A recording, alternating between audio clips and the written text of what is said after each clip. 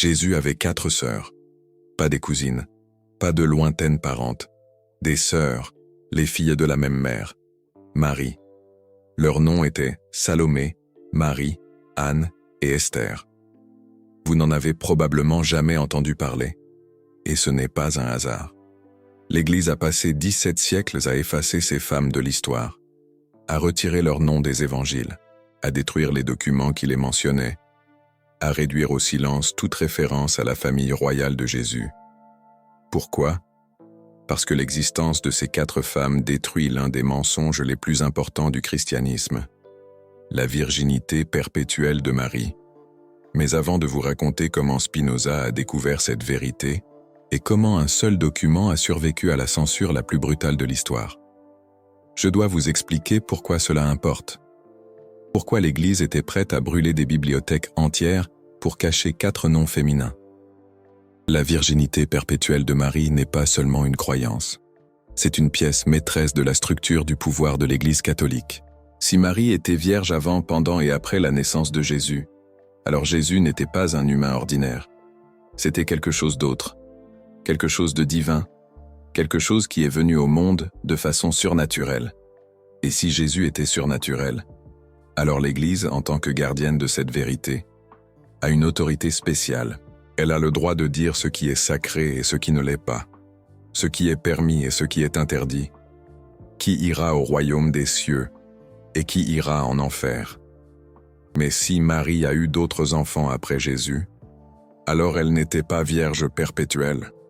Et si elle n'était pas vierge perpétuelle, alors Jésus est venu au monde de la même manière que n'importe quel autre être humain, d'une femme normale, d'une famille normale. Et cela change tout. Parce que si Jésus était un humain normal, alors ses enseignements n'ont pas besoin d'intermédiaires. Vous n'avez pas besoin de prêtres pour les expliquer. Vous n'avez pas besoin d'évêques pour les interpréter. Vous n'avez pas besoin d'un pape pour les valider. Vous pouvez lire les paroles de Jésus et les comprendre par vous-même, comme un être humain lisant les paroles d'un autre être humain. L'Église ne peut pas permettre cela. Tout son pouvoir repose sur l'idée que Jésus était différent, spécial, divin, et que c'est seulement à travers l'Église que vous pouvez accéder à cette divinité. C'est pourquoi les sœurs de Jésus ont été effacées, pas parce qu'elles étaient insignifiantes, mais parce qu'elles étaient trop dangereuses. Maintenant, laissez-moi vous raconter comment Spinoza a découvert cette vérité. 1662. Spinoza avait 30 ans et vivait à Rijnsburg, un petit village près de Leiden aux Pays-Bas. Il avait déjà été excommunié de la communauté juive d'Amsterdam 6 ans auparavant. Il avait déjà survécu à une tentative d'assassinat. Et il avait déjà commencé à développer la philosophie qui ferait de lui l'un des penseurs les plus importants de l'histoire. Un esprit critique, comme on les aime en France, à l'instar d'un Voltaire. Mais cette année-là, il s'est passé quelque chose qui a changé le cours de ses recherches. Un marchand hollandais, nommé Pierre de la Cour, avait voyagé en Grèce pour affaires. Et pendant qu'il était à Thessalonique, il a fait une découverte extraordinaire. Dans un monastère orthodoxe dans les montagnes, Pierre de la Cour a trouvé une bibliothèque qui avait survécu aux purges catholiques. Les moines orthodoxes n'obéissaient pas à Rome. Et c'est pourquoi ils avaient conservé des textes que l'Église catholique avait détruits en Occident. Parmi ces textes, il y avait un manuscrit du IIe siècle, une lettre écrite par un évêque nommé Papias de Hiérapolis. Papias était l'un des premiers évêques du christianisme. Il a vécu entre les années 70 et 160 de l'ère commune.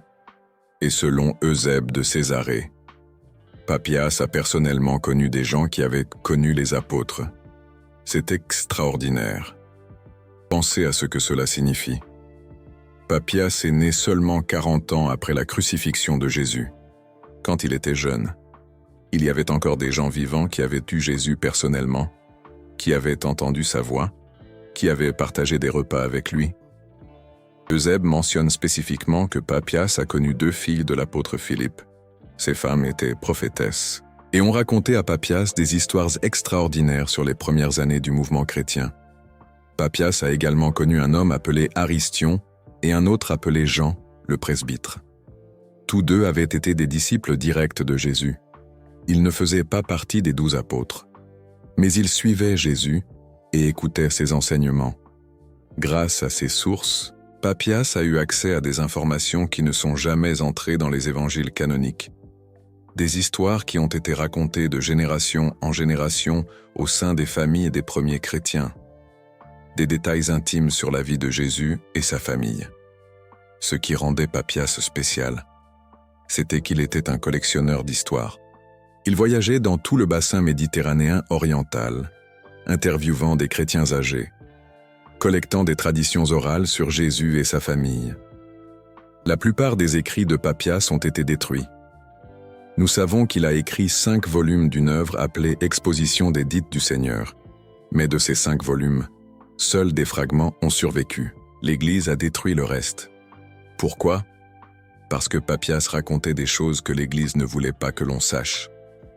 Le manuscrit que Pierre de la Cour a trouvé en Grèce était une copie de l'un de ces fragments perdus. Et dans celui-ci, Papias décrivait la famille de Jésus avec des détails qui ne sont jamais apparus dans les évangiles canoniques. Selon Papias, Jésus avait 4 frères et 4 sœurs. Les frères étaient Jacques, Joseph, Jude et Simon. Les sœurs étaient Salomé, Marie, Anne et Esther. Les frères étaient déjà connus. L'évangile de Marc mentionne 4 frères de Jésus par leur nom. Matthieu aussi. Mais les sœurs étaient traitées différemment. Les évangiles disaient seulement que Jésus avait des sœurs, sans mentionner combien ou comment elles s'appelaient. Papias révélait les noms. Et plus que cela, révélait ce qui est arrivé à ces femmes après la crucifixion. Quand Pierre de la Cour est rentré aux Pays-Bas, il a montré le manuscrit à Spinoza. Spinoza était connu pour son érudition, pour sa capacité à lire des textes anciens dans plusieurs langues, et pour sa volonté d'affronter des vérités inconfortables. Spinoza a passé des semaines à étudier le manuscrit, vérifiant l'authenticité du grec, comparant le style avec d'autres fragments de Papias qui avaient survécu, analysant les références historiques. Sa conclusion était inéquivoque. Le document était authentique, et ce qui était écrit dedans était explosif, selon Papias. Les 4 sœurs de Jésus ont joué des rôles importants dans les premières années du mouvement chrétien. Salomé, l'aînée, était l'une des femmes qui accompagnait Jésus dans ses voyages. Elle était présente à la crucifixion, et elle a été l'une des premières personnes à voir le tombeau vide. Marie, la 2e sœur, a épousé un homme appelé Clopas, qui était le cousin de Joseph, le père de Jésus. Elle a eu des enfants qui sont devenus des leaders des premières communautés chrétiennes. Anne, la 3e sœur, est restée célibataire et a consacré sa vie à prendre soin de Marie, la mère de Jésus, après la crucifixion. Elle est morte à Éphèse, probablement en l'an 65. Esther, la plus jeune, a émigré à Alexandrie en Égypte, où elle a aidé à fonder l'une des premières communautés chrétiennes de cette ville. Elle a vécu jusqu'à un âge avancé et a laissé un témoignage écrit sur l'enfance de Jésus, qui a été ultérieurement détruit. Laissez-moi vous expliquer l'importance de cela plus en détail. Esther est allée à Alexandrie.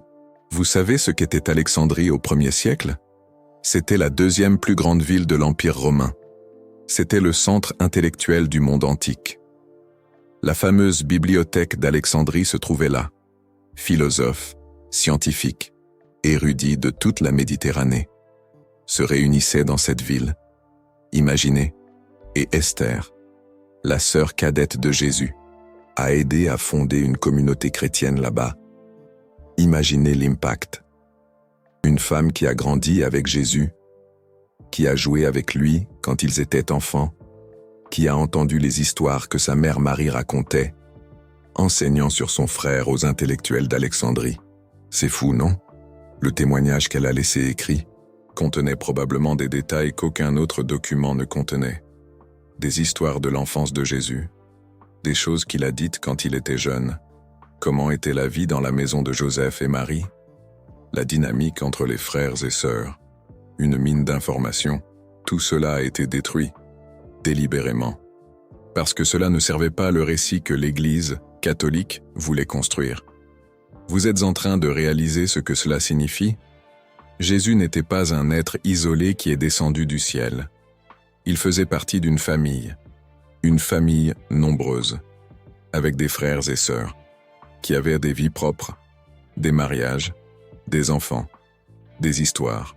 Et ces histoires ont été systématiquement effacées. Un véritable crime contre l'histoire. Mais pourquoi, spécifiquement les sœurs? Pourquoi l'Église catholique a-t-elle permis que les frères soient mentionnés dans les évangiles, mais a effacé les sœurs? La réponse se trouve dans la politique de genre de l'Église catholique primitive.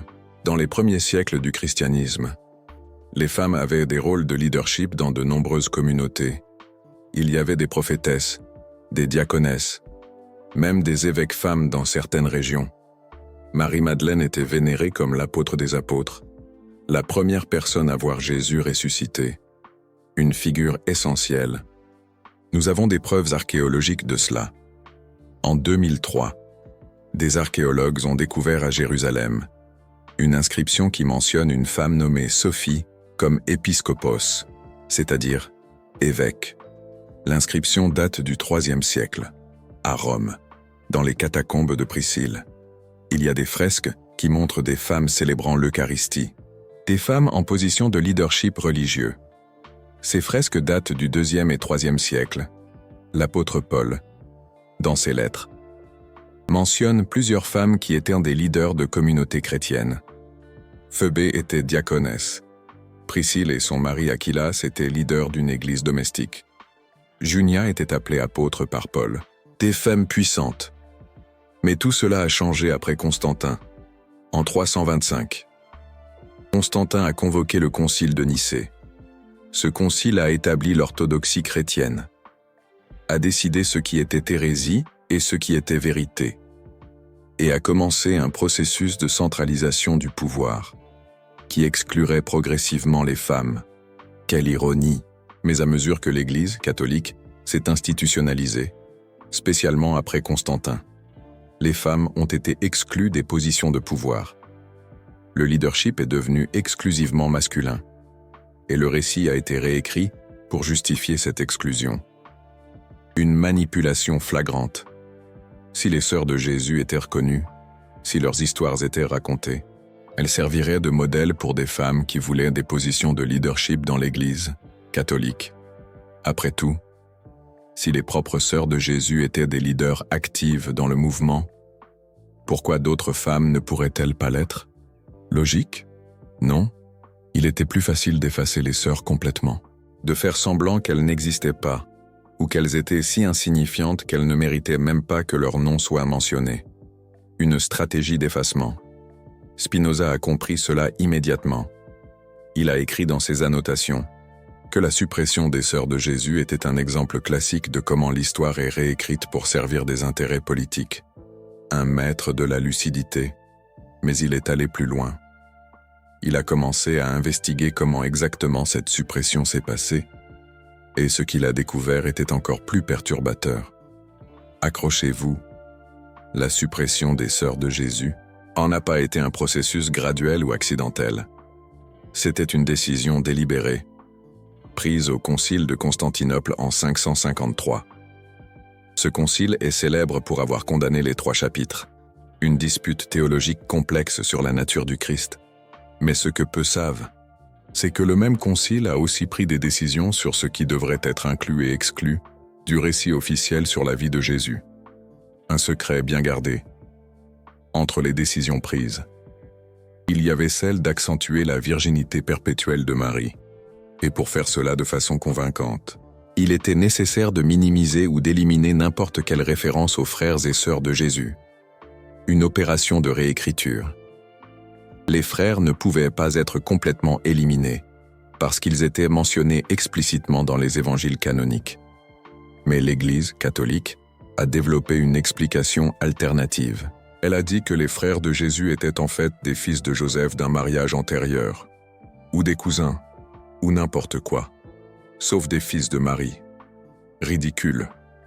Non, les sœurs, d'un autre côté, étaient mentionnées seulement de passage, sans nom, sans détail.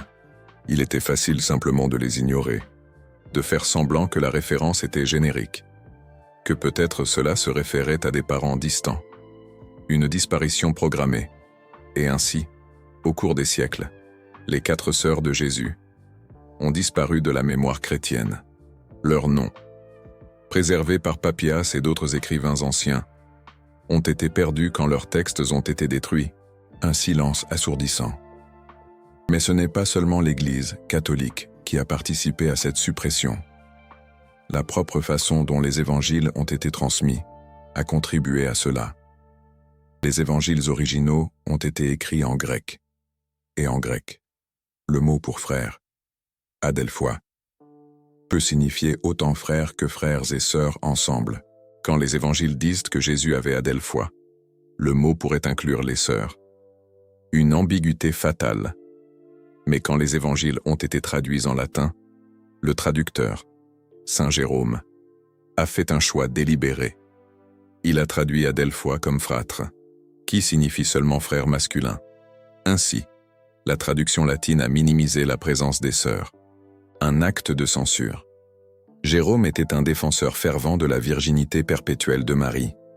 Il a écrit un traité entier attaquant un homme appelé Helvétius, qui argumentait que Marie avait eu d'autres enfants en plus de Jésus. Jérôme a appelé Helvétius blasphémateur et hérétique. Une guerre idéologique. C'est Jérôme qui a popularisé l'idée que les frères de Jésus étaient en fait des cousins. Une idée qui n'a pas de base dans les textes grecs originaux, mais qui est devenue doctrine officielle. Une falsification de l'histoire. Avec la traduction de Jérôme dominant l'Église catholique occidentale, les sœurs de Jésus sont devenues de plus en plus invisibles, jusqu'à ce qu'elles soient pratiquement inexistantes dans la mémoire collective. Un oubli total. Jusqu'à ce que Pierre de la Cour trouve ce manuscrit en Grèce. Et Spinoza l'ait étudié. Spinoza savait qu'il avait quelque chose de dangereux en main. Il était déjà un homme marqué. Il avait déjà survécu à une tentative d'assassinat. Et il savait que l'Église, catholique, était toujours à la recherche de raisons pour le faire taire définitivement. Un risque immense. C'est pourquoi il a fait des copies du manuscrit, pour que la vérité puisse survivre. Il en envoya une copie à Gottfried Leibniz en Allemagne. Il en envoya une autre à Henry Oldenburg, en Angleterre. Et il garda l'original dans un lieu qu'il ne révéla jamais à personne. Le manuscrit original de Papias n'a jamais été retrouvé. L'Église l'a probablement détruit après la mort de Spinoza, lorsque ses biens furent confisqués. Un acte lâche et systématique. Mais les références au manuscrit ont survécu, dans les lettres que Spinoza échangea avec ses correspondants, des esprits brillants et libres, dans les annotations qui furent conservées par des amis, des êtres prudents mais déterminés, dans les citations qui apparaissent dans les textes d'autres philosophes, des penseurs audacieux qui osent remettre en question. Et les noms ont survécu. Salomé, Marie, Anne, Esther, des noms qui résonnent à travers les siècles. Les 4 sœurs oubliées de Jésus, 4 vies réduites au silence. Pensez à l'ironie de tout cela. L'Église a passé des siècles à essayer d'effacer ces femmes. Elle a détruit des bibliothèques. Un crime contre l'humanité. Elle a brûlé des manuscrits. Un acte de barbarie. Elle a persécuté des érudits. Une honte.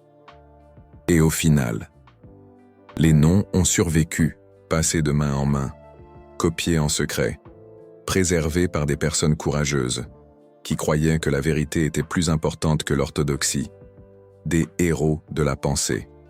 Et chacune de ses sœurs avait une histoire. Salomé a vu son frère être crucifié. Imaginez la douleur. Imaginez voir quelqu'un que vous connaissez depuis bébé, qui a grandi dans votre maison, être torturé et tué. Et ensuite, voir un mouvement religieux transformer votre frère en un dieu, Apagar sa humanité, Apagar vous, une double peine. Marie s'est mariée et a eu des enfants. Elle a fondé une famille. Une famille. Elle a transmis la mémoire de son frère aux générations suivantes.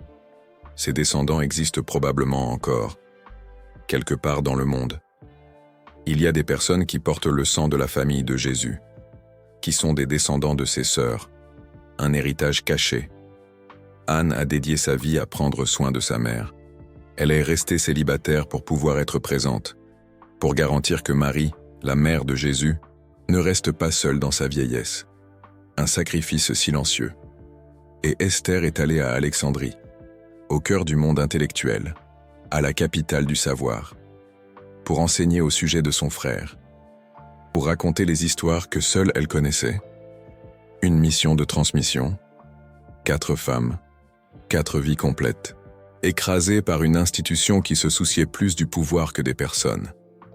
Une tragédie. Maintenant, je dois vous raconter quelque chose qui va connecter cette histoire avec des événements beaucoup plus récents. Parce que la découverte de Spinoza n'a pas été la dernière fois que ses sœurs sont apparues dans les registres historiques. Loin de là. En 1945, un paysan égyptien du nom de Muhammad Ali al-Samman creusait près de la ville de Nag Hammadi, à la recherche d'engrais naturels, une quête pragmatique. Il trouva un jarre de céramique enterré dans le sol. À l'intérieur du jarre, il y avait 13 codex de papyrus, écrits en copte, une langue dérivée de l'égyptien ancien, une langue morte qui revenait à la vie. Ces codex sont devenus connus sous le nom de la bibliothèque de Nag Hammadi, et ils ont révolutionné notre compréhension du christianisme primitif. Une bombe intellectuelle. Parmi les textes trouvés se trouvait l'évangile de Thomas, l'évangile de Philippe, l'évangile de la vérité, textes gnostiques que l'Église avait détruits au IVe siècle, des textes maudits qui ressurgissent. Et dans au moins 2 de ces textes, il y a des références aux sœurs de Jésus, un indice subtil mais persistant. L'évangile de Philippe mentionne que Marie, la mère de Jésus, avait plusieurs filles. Il ne donne pas les noms, mais confirme l'existence de multiples sœurs. Une brèche dans le silence. Un texte fragmentaire connu sous le nom de Dialogue du Sauveur contient un passage où une femme appelée Salomé est identifiée comme sœur de Jésus. Le passage est endommagé. Donc nous ne savons pas exactement ce qui était dit d'autre sur elle. Une part de vérité perdue. Mais la confirmation est là, dans des textes qui ont été enterrés dans le désert égyptien au IVe siècle, probablement pour échapper à la destruction ordonnée par l'Église. Un acte de survie, et il y a plus. En 1980, des archéologues israéliens ont découvert une tombe à Talpio, un quartier de Jérusalem. La tombe contenait 10 ossuaires, des boîtes en pierre utilisées pour garder les os après la décomposition du corps, des reliques d'une autre époque. 6 de ces ossuaires avaient des inscriptions, et les inscriptions incluaient des noms qui faisaient étrangement écho à la famille de Jésus. Une résonance troublante. Un ossuaire disait Yeshua bar Yosef, Jésus, fils de Joseph. L'écho d'une vie. Un autre disait Marie, le nom maternel. Un autre disait Yosé, une forme diminutive de Joseph, le nom d'un des frères de Jésus, un lien familial.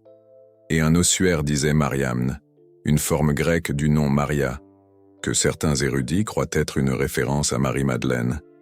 Une hypothèse audacieuse. La découverte causa une controverse. Beaucoup d'archéologues ont argumenté que les noms étaient trop communs pour signifier quoi que ce soit. D'autres ont argumenté que la probabilité statistique de trouver tous ces noms ensemble était extrêmement faible. Un débat passionné. Mais ce que peu ont noté était un détail sur un des ossuaires non inscrits. Un indice discret.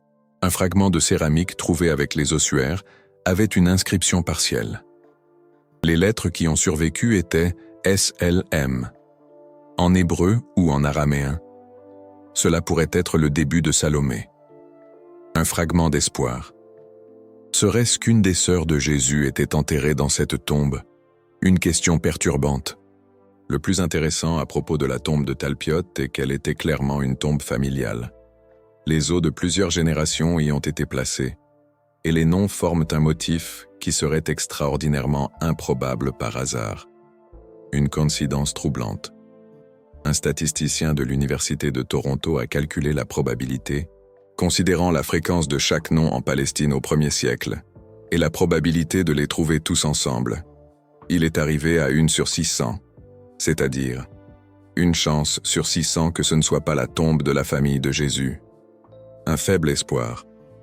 D'autres érudits ont contesté ce calcul. Ils ont argumenté que les noms étaient trop communs, que nous pourrions trouver des combinaisons similaires dans d'autres tombes. Mais ces autres tombes n'ont jamais été trouvées. Le mystère demeure. L'Église catholique réagit avec hostilité à la découverte.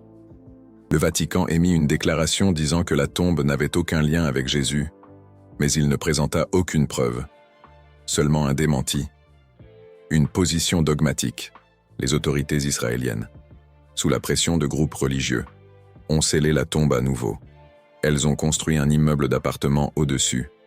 Aujourd'hui, la possible tombe de la famille de Jésus est sous un parking, un enterrement symbolique. Mais le fragment avec les lettres SLM a été photographié avant le scellage, et ces photographies circulent parmi les érudits. La preuve d'une sœur oubliée, une femme effacée de l'histoire, peut-être Salomé, un homme qui refuse de mourir. Nous ne savons pas avec certitude.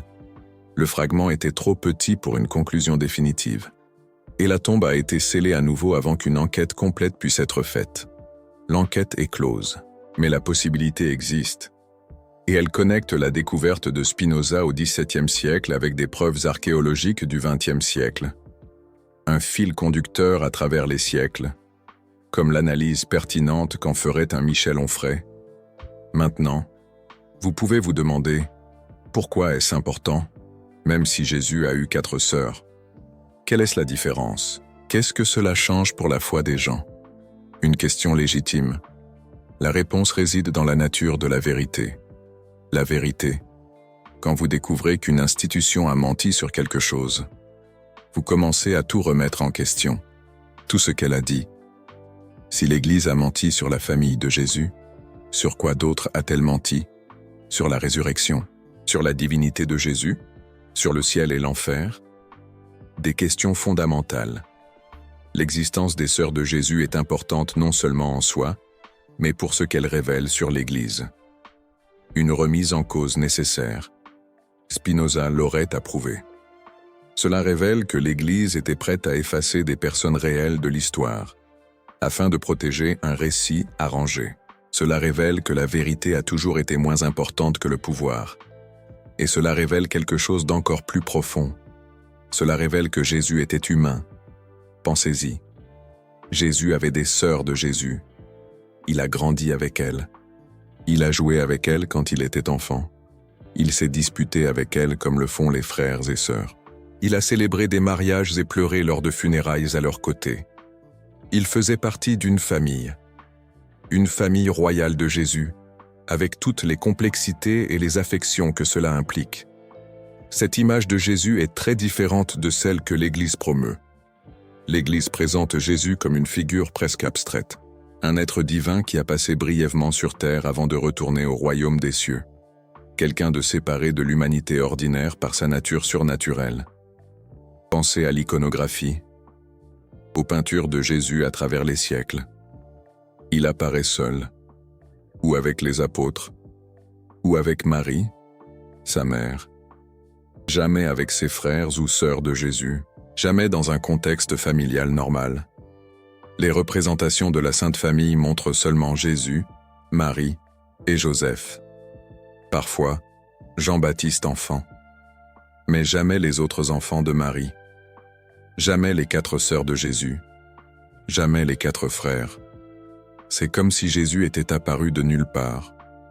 Comme s'il n'avait pas de famille. Comme s'il n'avait pas grandi dans une maison remplie d'autres enfants, avec les disputes, les jeux et les affections que toute grande famille connaît. Cette absence est préméditée. C'est une construction théologique destinée à séparer Jésus de l'humanité ordinaire, à faire de lui quelque chose de différent, de spécial, d'inatteignable. Mais les sœurs de Jésus nous rappellent qu'il était l'un de nous, un être humain avec une famille humaine. Et cela ne diminue pas son message. En fait, cela rend son message plus puissant. Parce que si Jésus était humain comme nous, alors ce qu'il a accompli est aussi à notre portée. La sagesse qu'il a enseignée, la compassion qu'il a pratiquée, la connexion avec le divin qu'il a démontrée. Tout cela était possible pour tout être humain. Vous n'avez pas besoin de naître de la virginité perpétuelle de Marie pour être sage. Vous n'avez pas besoin d'être le fils unique d'une mère miraculeuse pour avoir de la compassion. Vous n'avez pas besoin de circonstances surnaturelles pour vous connecter avec le sacré. C'est le message que l'Église a caché quand elle a effacé les sœurs de Jésus. Le message que la divinité est à la portée de tous. Spinoza a compris cela parfaitement. Il a écrit que la béatitude n'est pas la récompense de la vertu, mais la vertu elle-même. Que la connexion avec l'Éternel n'est pas quelque chose que vous gagnez après votre mort, mais quelque chose que vous expérimentez maintenant, dans cette vie, à travers la connaissance et l'amour. C'était la grande hérésie de Spinoza. Ce n'était pas qu'il niait l'existence de Dieu. C'était qu'il insistait sur le fait que Dieu était disponible pour tous, que vous n'aviez pas besoin d'intermédiaires, que vous n'aviez pas besoin de prêtres, d'église ou de sacrements. Vous pouviez trouver le divin directement, à travers la raison, à travers la contemplation, à travers l'amour du prochain. Et les sœurs de Jésus étaient la preuve de cela. Si Jésus avait des sœurs de Jésus, alors il était humain. S'il était humain, alors son chemin était un chemin humain, un chemin que n'importe qui pouvait suivre. L'Église avait besoin d'un Jésus surnaturel pour justifier son pouvoir. Spinoza montrait qu'un Jésus humain était plus puissant encore, parce qu'il ne créait pas de dépendance. Il créait la libération. Pour Spinoza, les sœurs de Jésus étaient importantes justement parce qu'elles montraient que Jésus était humain, et que son humanité n'était pas une faiblesse, mais une porte. Une porte que n'importe lequel d'entre nous peut traverser. Maintenant, je veux vous parler de ce qui est arrivé aux informations que Spinoza a collectées. Parce que l'histoire ne se termine pas avec sa découverte.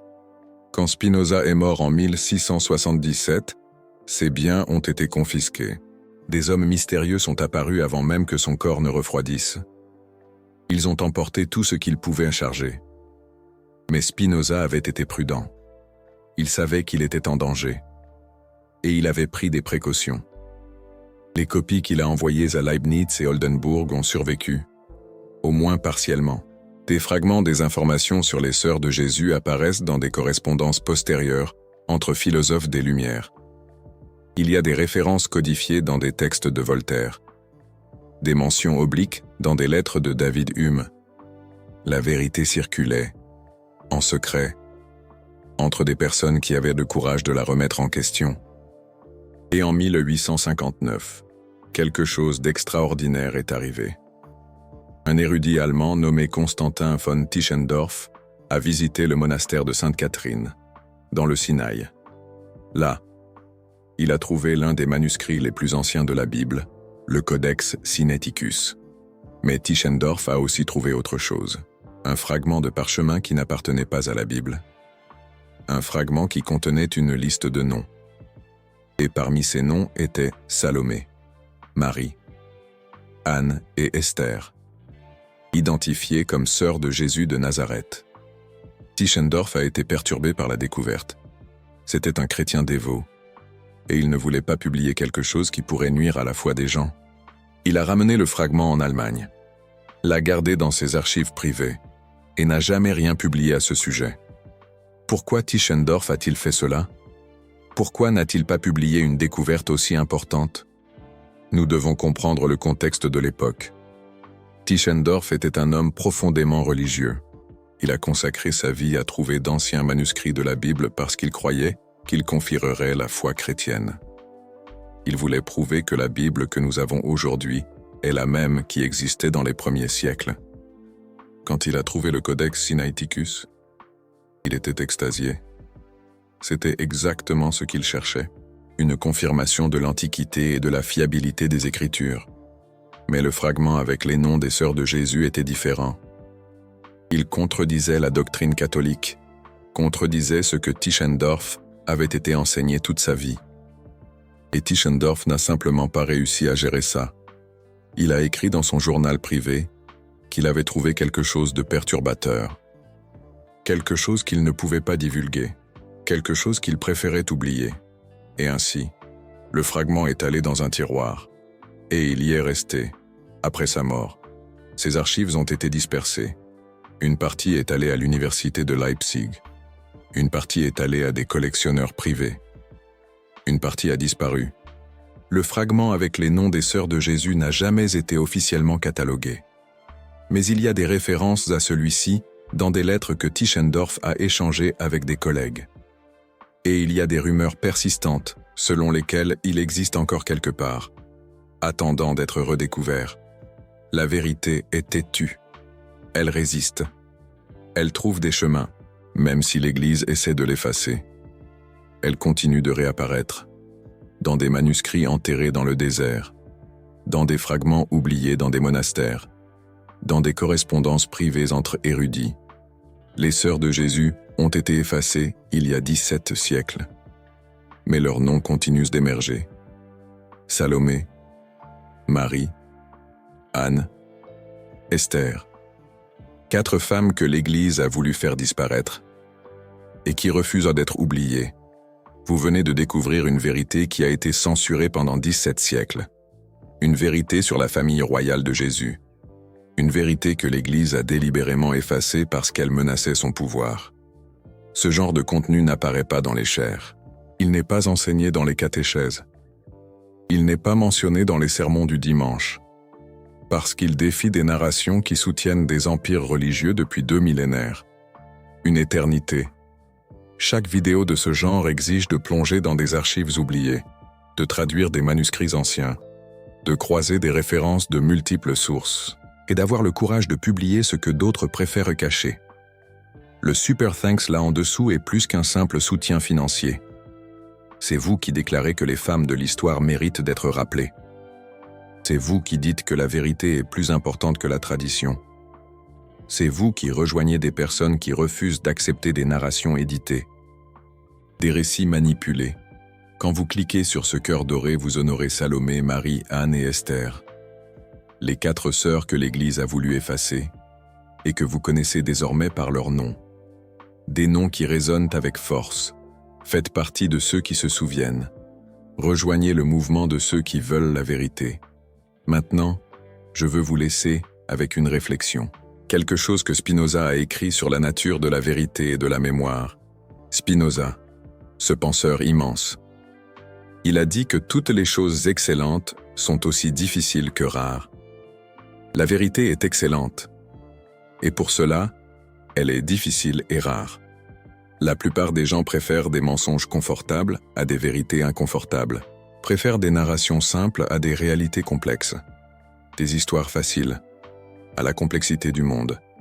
Mais il y a toujours quelques-uns qui choisissent différemment, qui préfèrent savoir, même si ça fait mal, qui préfèrent la vérité, même si ça coûte. Un choix de courage. Spinoza fut l'un d'eux. Il a payé de sa vie, de son confort, de sa communauté, mais il n'a jamais cessé de chercher. Jamais. Sa quête était insatiable. Et maintenant vous savez ce qu'il a trouvé. Les 4 sœurs de Jésus. Des femmes réelles qui ont vécu, aimé, souffert et sont mortes. Des femmes qui ont été effacées parce que leur existence était incommode pour une institution qui valorisait le pouvoir plus que la vérité. Une institution obscurantiste. Mais vous vous souvenez d'elles maintenant. Et cela signifie qu'elles n'ont pas été complètement effacées. Que 17 siècles de censure n'ont pas réussi à les détruire complètement. Une victoire sur l'oubli. La vérité est ainsi. Vous pouvez l'enterrer. Vous pouvez la brûler. Vous pouvez l'interdire. Mais elle trouve toujours un chemin de retour. Toujours. Une dernière chose. Pensez-vous que nous devrions en savoir plus sur les sœurs de Jésus? Pensez-vous que l'Église devrait révéler ce qu'elle sait sur la famille royale de Jésus? Commentez-la en dessous. Je veux savoir ce que vous pensez. Votre opinion compte. Et si vous connaissez une femme qui mérite d'être rappelée, qui a été effacée de l'histoire parce qu'elle était incommode, envoyez cette vidéo. Parce que les sœurs de Jésus représentent toutes les femmes qui ont été réduites au silence tout au long de l'histoire. toutes celles dont la voix a été étouffée, Salomé, Marie, Anne, Esther, des noms qui résonnent avec l'écho du temps. Maintenant, vous connaissez leurs noms. N'oubliez jamais, jamais. Souvenez-vous de leur courage et de leur histoire.